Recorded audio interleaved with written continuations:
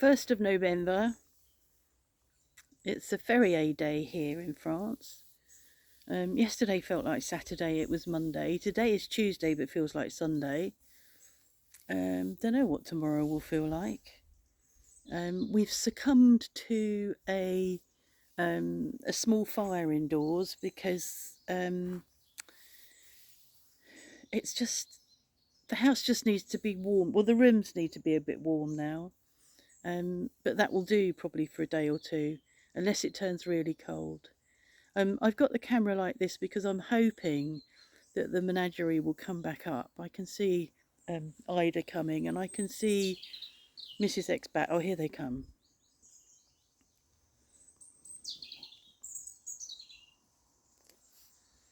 Quick, quick! Mum might have food.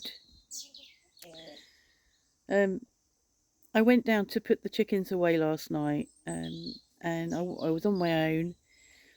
Wasn't feeling well yesterday and had to come back relatively quickly.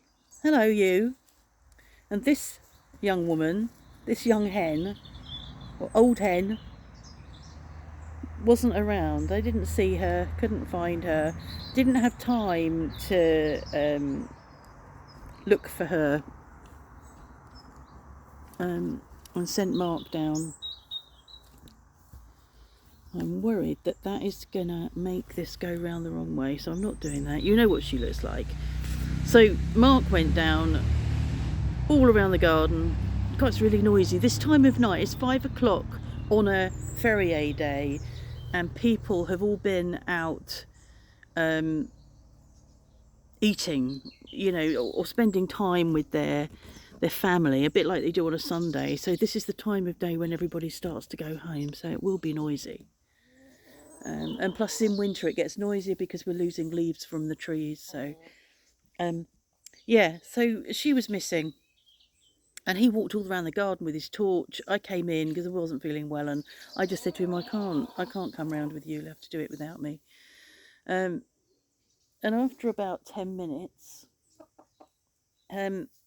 he came back, and I said, did you find her? He said, yes. I said, well, he said, there was something you missed. Well, what did I miss? He said, you missed a red bowl moving. And down the end of the garden, I don't know whether you can see it if I zoom on it. You probably can't. Let's see. Right down there, behind that cockerel,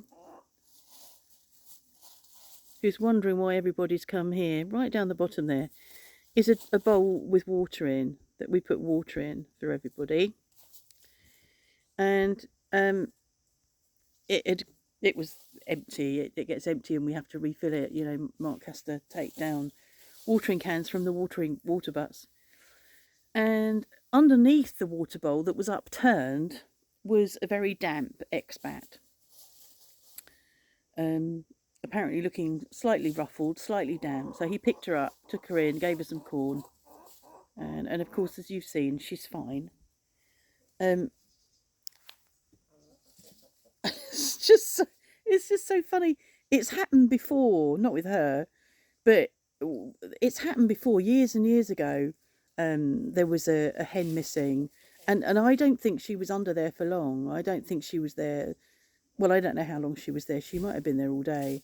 But the hen that was missing before, under a red water bowl, was missing a lot longer than that, and it was quite I'm going to say flat. I don't mean, you know, squashed flat, but really quite, you know, coming to the end of its tether, I think, by the time we found it.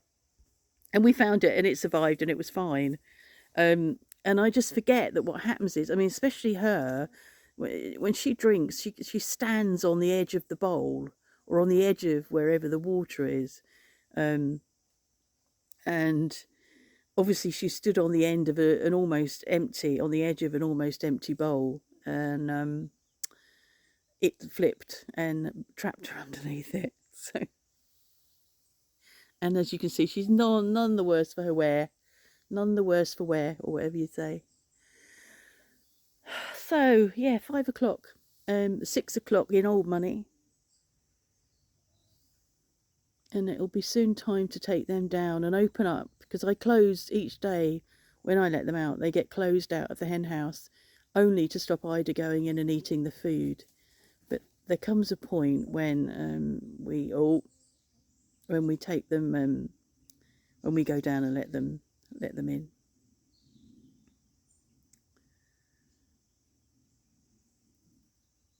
I might do that now. Actually, I'm going to pause you whilst I remove you from the tripod.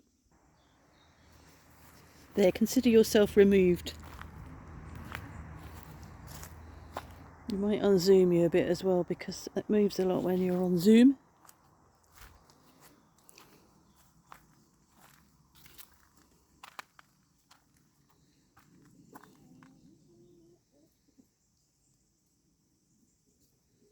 So the sitting chicken is the other cockerel.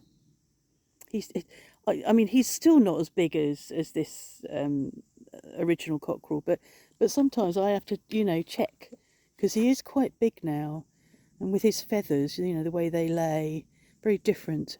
Definitely two pullets. I panicked the other day thinking, oh God, I hope you're not, hope you're not another cockerel, but it's definitely a pullet. I can tell by the shape and the lay of the feathers.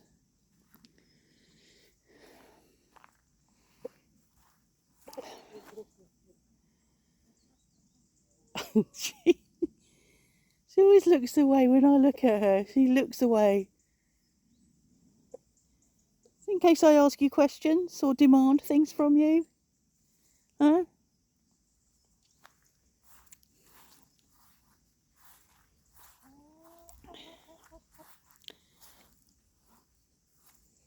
Nobody's laying any eggs, and they don't look like they're going to lay now. Their combs would be redder, more red, and they're not. So they're not going to lay, and this time of year the light levels drop, and that's it really. So they're not going to lay. They're not ready to lay. And I've bought eggs indoors. She is laying, but each egg is broken.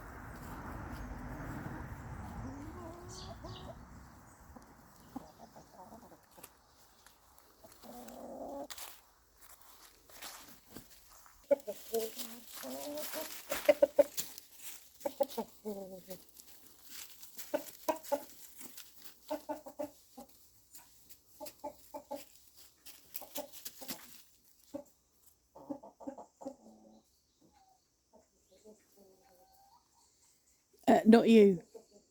Where's that other pullet? Hmm?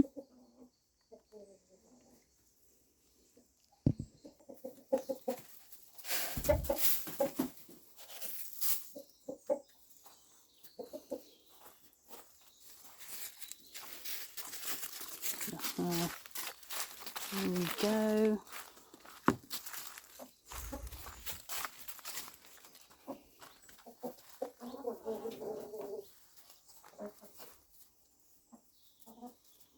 What have we got? 7. 2, 4, 6, 7. Good. That's a relief.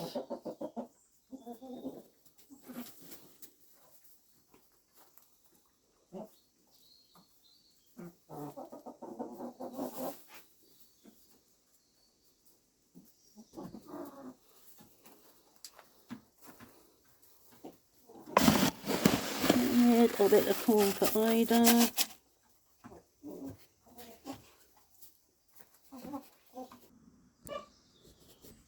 There. Corn.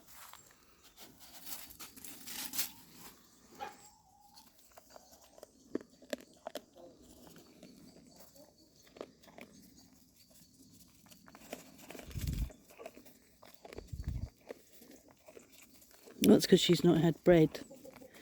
Because normally she's not bothered. She ignores it because she doesn't have to fight for it now. She knows. Okay, let's take the rest out. The rest out here. There used to be 3. Inca, Ida, Ivy, all fighting for some corn, whereas now she knows that she doesn't have to fight for it, and it'll be here when she's ready. It really is ritual rather than... There, look, I've put it in your bowl. Madame.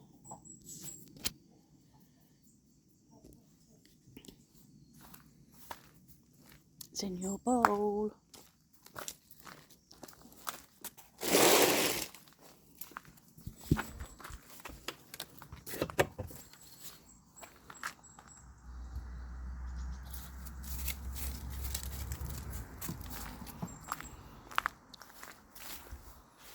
Yeah, so that's the bowl that flipped.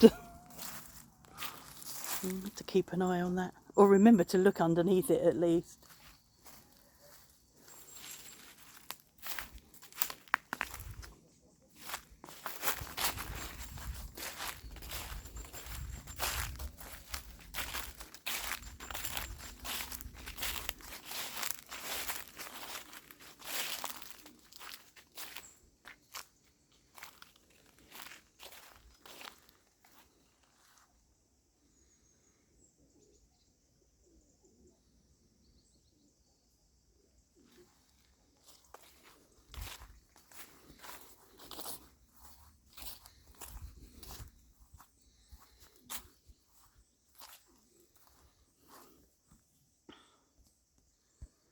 We had a much milder autumn. I vaguely remember that this was almost bare of berries last year this time.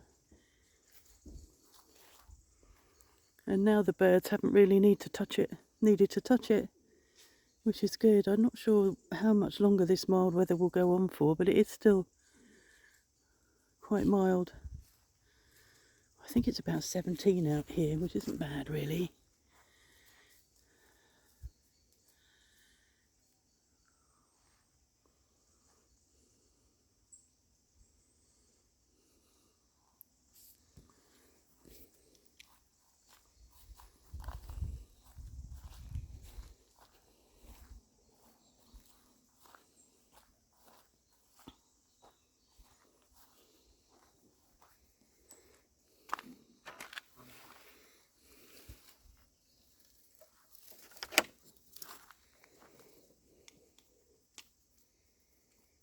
You've been in here all day. You've had access to here all day, haven't you? Huh? Your dad will fetch you some bread out in a bit.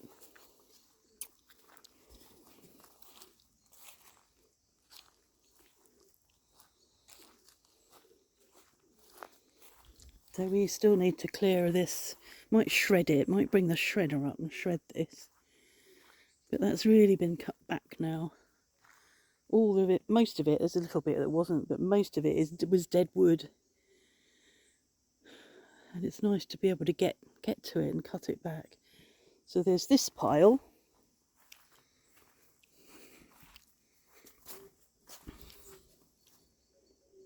And this pile. So there's quite a lot of shredding to do.